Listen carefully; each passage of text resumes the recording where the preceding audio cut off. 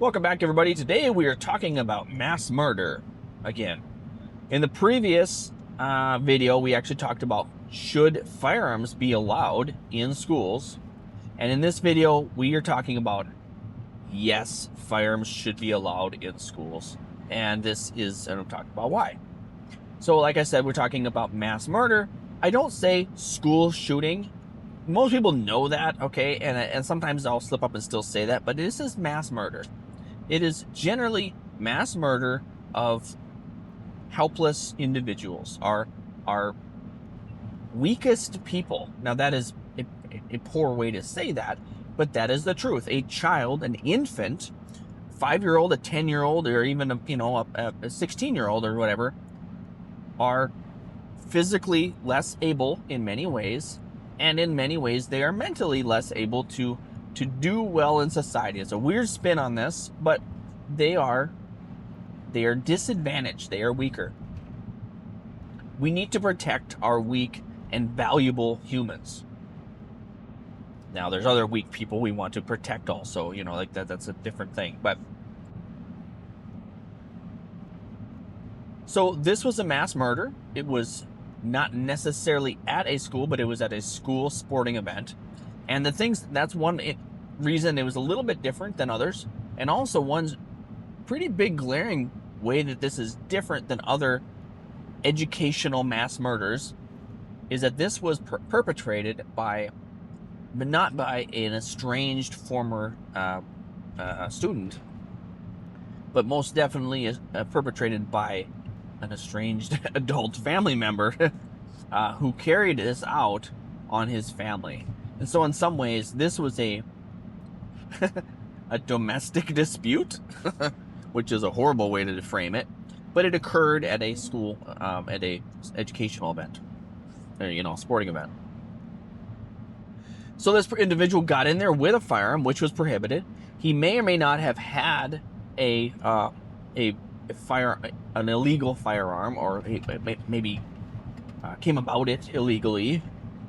And like I said, there was a sign on the door, no doubt, said no firearms permitted. The laws are that way, and most definitely it is not allowed in that state for you to murder people. Simple. We've agreed about that across society. So back to how we could prevent this and why there should be firearms in the right hands for the right reasons at school events, at educational places, educational events, sporting events, to protect the vulnerable. Simple. And even to protect the strong, right? But to protect the vulnerable. So here we go. We're going to do some math. Let's say there's okay, all right, give me some backstory. Some of you who know me, grew up with me or whatever, I went to small schools. I went to two different high schools, and generally the class size in these high schools were between, let's just say, 25 and 50. I think 30 and 45 is better range. So say between 25 and 50 kids per class in this school. Now, maybe some of you have never even heard of that being a thing, and more likely most of you have gone to a school in rural America with a small class size, small school, small city, small events. It's like when I went to school, like every guy in school, okay, like 80% of the males in my grade were in sports, especially like football. It was just a thing. And so football games were a really big deal, a really, really big deal. High school football game, huge around my area and lots of places. And so that is a huge social aspect. The whole town shows up. We drive across the state sometimes for another game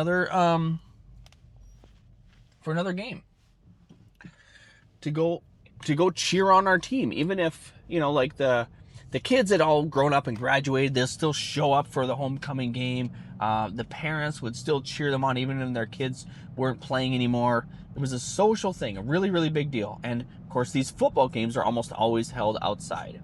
If you were really doing well, you made it to the Metrodome. I'm listing the state I grew up in here, but generally outside. These are big social events. Most of the town showed up. And there were rivalries. Now, I didn't get into a lot of fights, my classmates with other, rival schools. It was not much of a thing, but it was not zero of a thing, okay? It definitely did happen. And so we obviously knew not to, do any real damage. We just get, little fights, not a big deal. But if there was someone, can you imagine this? If some outsider shows up at a football game and they walk up in the stands and they just start punching the moms, right? They're cheering on their kid and some dude's up there just swinging, punching the moms, okay? What is going on? Why would that be happening? Can you imagine the response to that? You probably can. You probably don't have to imagine. You've probably seen some responses to this in some ways. Now, I've never witnessed this, never heard someone going to the stands and punching moms, okay? But without a doubt, the response from the dads, from the big brothers, from the grandpas, from anybody, whether that's their mom or not, is that individual doing violence will be shut down right then. Tackled, taken out, head stomped in, whatever it is, they'll be done. Not necessarily ended, I don't mean it that way, but the crime will end. The crime will stop. Now, what if someone takes a truck out on the field and drives up, through the football team or something like that? Horrible. But we're actually seeing more and more of that. Vehicular manslaughter, I guess. Vehicular homicide. But weaponizing motor vehicles. Well, in that case, however big the biggest dad is not going to be able to stop that truck. And so you want to equalize things. Okay, quick, jump in the other truck and run them down. It's not how that works. I mean, that'd be nice, right? I guess. So you can see where this is going. But what if there was one cop? Now, there probably were. At these school events, there probably were some cops occasionally who were there. And yes, I know they can carry a firearm at a high school football game. But, man, it's tough. It's tough for him to be there all the time, for him to know exactly what's happening, to get to the place of the violence. And then, of course, to be able to, for one, to be able to respond from the right angle or whatever it is to stop the threat in reducing collateral damage. But just as much, while we appreciate very much our local law enforcement, believe me, local small town sheriff's deputies, sheriff's departments, plenty, stuff like that. They're just humans like us. And while maybe if you're watching this, you might be a gun guy and you probably go to the range occasionally and are kind of good with a firearm, a law enforcement officer is supposed to be good at law enforcement. And law enforcement has to do with a lot of other things. It is their job. They have to do a broad thing. They're paid to do all those things. It does not, it's silly to think that the thing that they are best at is operating a firearm. They should be good at lots and lots of things, like de-escalation, for example, or whatever, lots of things. So you get to my point here, like if there's one law enforcement officer, and obviously he has been permitted by the government, right, to carry a firearm and to use it, it is his judgment on when to use that. He may still fail in his mission, especially if it's a vehicle going in there to plow people over, or if someone walks in there with a firearm. Now, if someone walks in with a firearm and they already breaking the law, then they're going to use the most effective tool to commit murder. They probably have a rifle. Okay, could be an old SKS, AK-47, could be a 300 Win Mag, Remington 700, or whatever. Again, or AR-15, possibly. Well, they're just doing. They're trying to do the job as well as they're trying to complete the mission. not a good mission. They're just trying to complete it. Well, law enforcement is pretty much always just going to have a handgun on them. Or if they have a rifle, a long gun in their vehicle, a carbine, I'm not going to get there right away. So here's the solution, right? Back to, hey, we need guns in schools. What if there's 2,000 people, just imagine this scenario, whether in the long time past potential scenario or hopefully in the future, if there's 2,000 people in an outdoor high school public sporting event, football game, if there's 2,000 people there, I would love it if 10% of those people were carrying firearms. 10% is a small percentage in most things, right? If you had 200 people at that sporting event with firearms, now out of those 200 people, some of them could be the old timer who, I mean, I don't want to pick on people, but as we age, we get less proficient. So it could be the old timer who wears his gun everywhere and forgot to put a mag in that day. Like that's an extreme, right? One of those 200 people could be the 21-year-old mom who just got her license, her permit to carry. She's carrying, and she's got her baby with her. Well, you know what? Don't engage the threat. Get out of there. Take your baby, run. Okay? All types of people in this 200, okay? But say only 10% of these 200 are willing to engage the threat and have a reasonable likelihood of success. That's still 20 people at this football game. 20 people could engage with the target, with the killer, and stop the threat. Maybe there would be a collateral damage. Now, I don't know how I could think about this, right? But like, if I was not armed and there was someone doing something bad, they were armed, and I went to go try to tackle them or stop the threat, and I was engaged physically with them. Well, if someone else was trying to stop that threat, or maybe I was losing the fight, right? And someone went to go shoot the bad guy, I would not hate the person who missed a little bit and nicked me, or maybe fatally, right? I mean, like that happens. But I would understand that person made a very, very difficult decision, was trying to make the correct, very, very difficult decision to help protect other people. I was already putting myself at risk, theoretically, to attack this person unarmed, right? In this fictional scenario. If someone else had the capability to end that threat, we were both working on the same mission, right? Well, I was already putting myself at risk. I know going against a bad guy, I might get shot. Well, I know that I might also get shot by a good guy. Okay. Anyway, that's kind of an aside there, I suppose. So again, we're whittling down to just when would make sense and how should people in schools have firearms. Now, I'm not at all saying that we should just blanket allow any child above the age, some age between 12 and 18 or something like that. I'm not saying, all those kids, they can have guns, okay?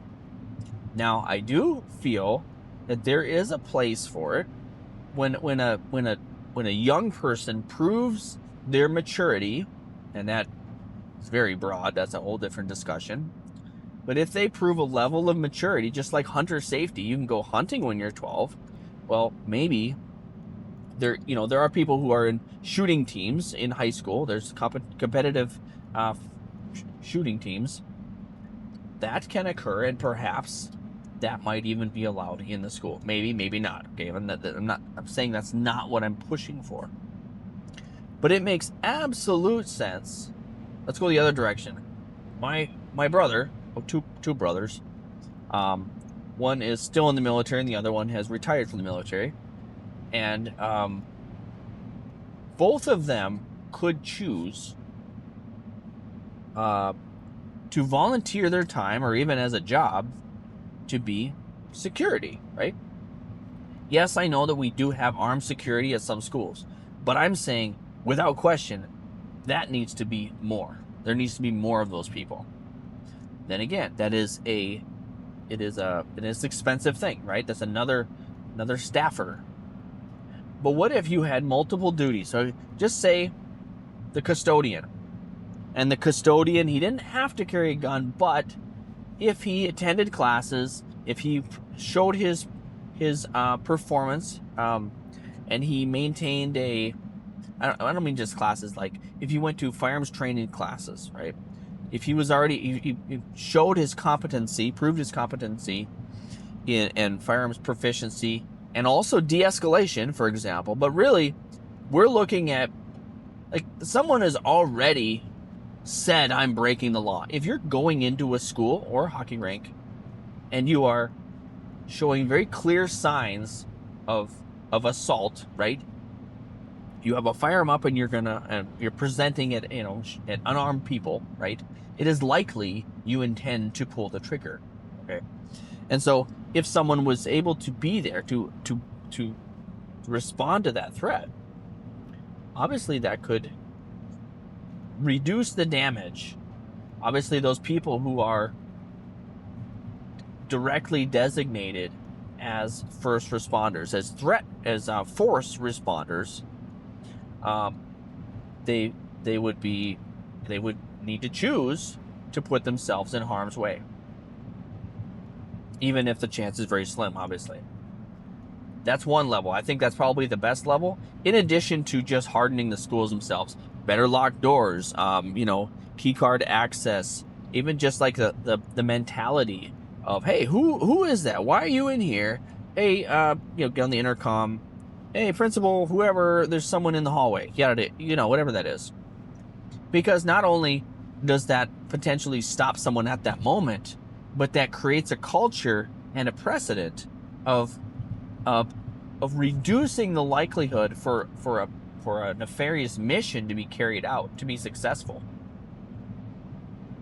So if you show really, really high security, if someone is canvassing the place, and this was kind of proven or whatever about the Nashville shooter 2-3 years ago now, and this person was they had canvassed a few different schools apparently, and they chose not to go to one school because there were armed guards outside.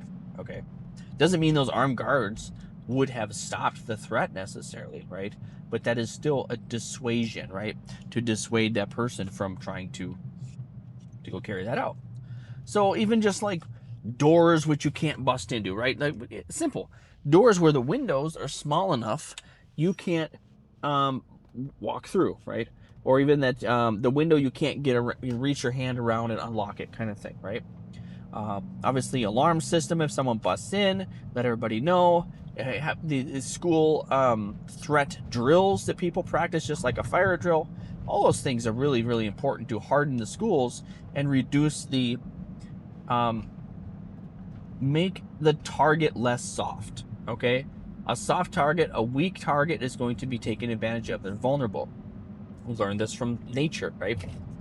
So again, we're talking about hardening schools. We're talking about having dedicated force response team that are focused on this for most of the time, or not most of the time, but like a lot of the time. They're obviously prepared to respond, and they would be like visibly armed. I think that's pretty important, visibly armed. And then of course there could be the concealed carry people, right?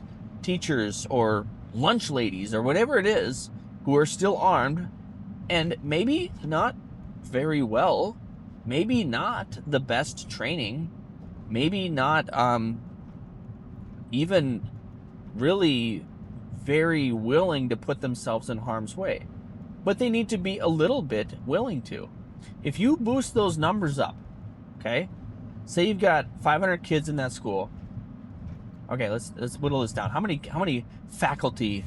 Let's say there's I don't know, 50 faculty staff, faculty, educators, whatever. And 10% of those, still only 5 people. But of those 5 people, if they happen to be reasonably spread around the school, they could respond fairly quickly. And imagine having, if you are the bad guy, if you are the killer and you have multiple engagements to, 2 different good guys shooting at you, you're not going to focus on the harmless kids anymore. You're going to focus on those people who choosing to respond with force, who are armed, and would probably, they're willing to do it, right? That's the key there. Now, who knows how people feel about it once they actually get into a gunfight. I can't say I know how I would feel once I've gotten a gunfight. I've had rounds flying at me, but they weren't intentional. But like there's, that's not what this part is. I can't say how willing Doris the lunch lady is going to be to lay down her life. But I can say it's probably not 0, right? Think of all those people. I think it was the Uvalde shooting. There were people who were prevented from running in to help to end that threat.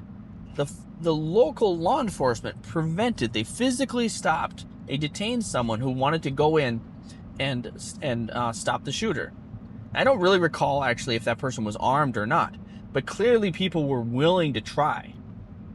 Okay, and that is what we should feel that way about our children, our society's children. The young people of our society are the future, all those things. So having teachers being armed, even just with a concealed carry handgun on their person sometimes, definitely having faculty who are designated as forced responders, carrying openly, maybe even a rifle, why not, right? If they're just walking around the school doing it every so often, as in a deterrent, right? Just to say, oh, there's a guard, there's a big buff ex-Navy SEAL with an M4 on his chest. Yeah, I'm not going to go into that school, right? But then also, what about people who just can't carry a gun on them all the time? Or maybe they're not even that proficient, particularly with a pistol. Everyone is better with a rifle than a pistol. I mean, like, that's a blanket statement, but it's probably pretty true. So why not find some way to safely, and safe is the strange word for this, but to have a carbine, an AR-15 in a closet in each classroom, okay? And you need to do something it would need to be determined how you would secure that and then retrieve it quickly. Now, no one's going to like this idea, but just have them sitting out, okay?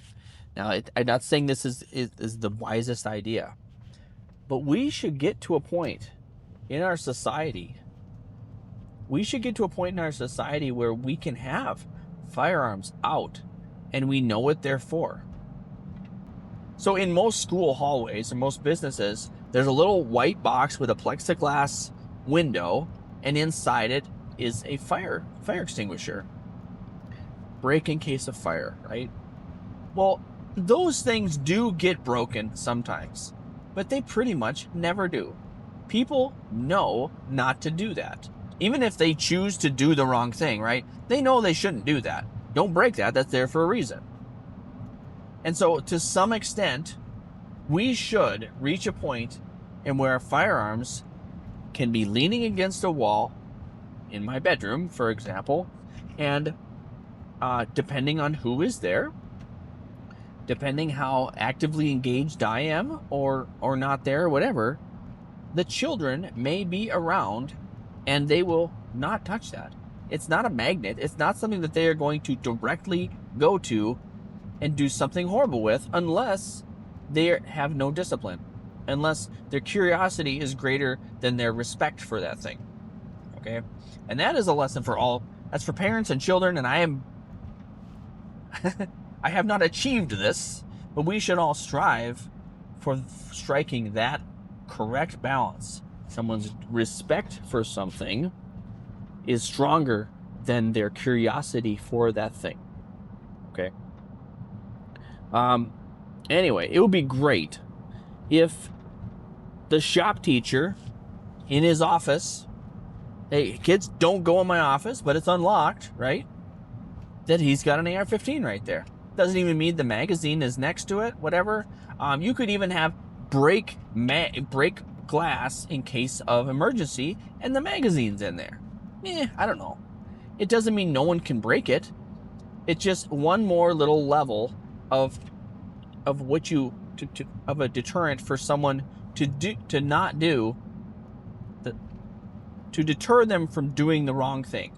And kids should know not to play with guns, kind of thing, right? So, and the last way here is that outside people, so a father going to pick up their kid, no one could convince me that they believe I'm less responsible with my firearm, which was obtained legally and have a carry permit for it.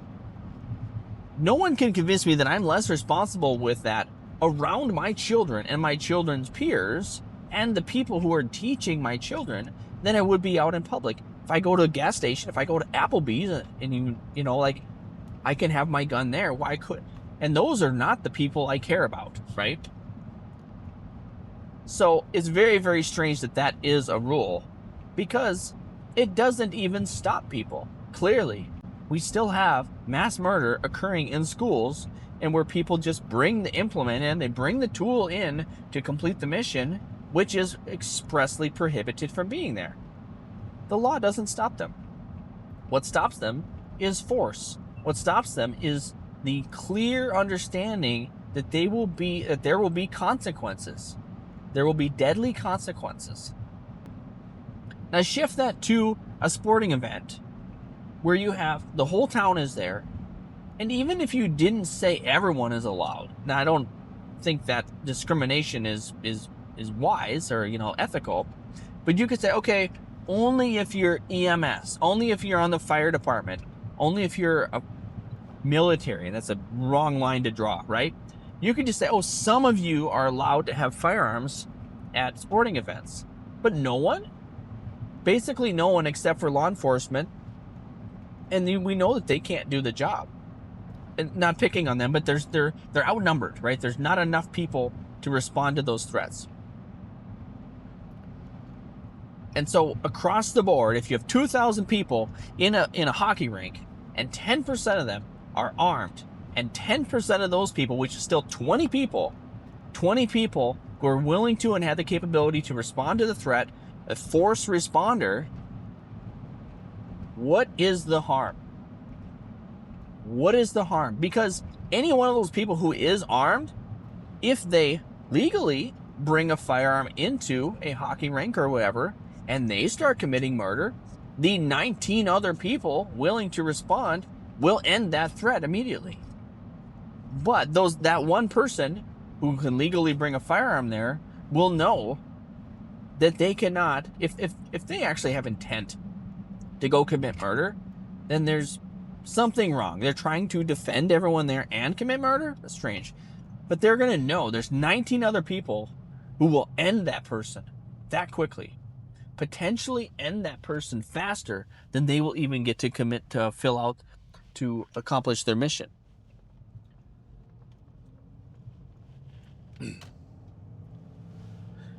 So in conclusion, I think it is ridiculous that we prohibit legally acquired firearms on legally carrying individuals doing legal things at places where our most vulnerable and most talented, our most valuable youth are engaging in social activity. It is ridiculous that we don't encourage that, especially when there is a broader segment of the public there. Again, if it's a sporting event, there's 2,000 people there of the public. You could have 10% of them armed, which is 200 people. And of those 200 people, say even if only 10% of them were willing to engage and had the capability and the competency to engage the threat effectively and stop the threat, can you imagine how much we would reduce the damage from people trying to commit mass murder at mass social gatherings, especially schools, for example? And of course, once people see the response, people see how unlikely it is for them to complete their mission, low chance of success on the mission of mass murder, they will not want to do it. Even if they want to, they will know it's not very likely. As far as school shootings, again, I'm saying that again, it really only happens in places which are not well defended, because the perpetrators know that. And every time a school shooting ends, a mass murder ends, it is with force. It is someone with a firearm who gets there in time, not in time, right?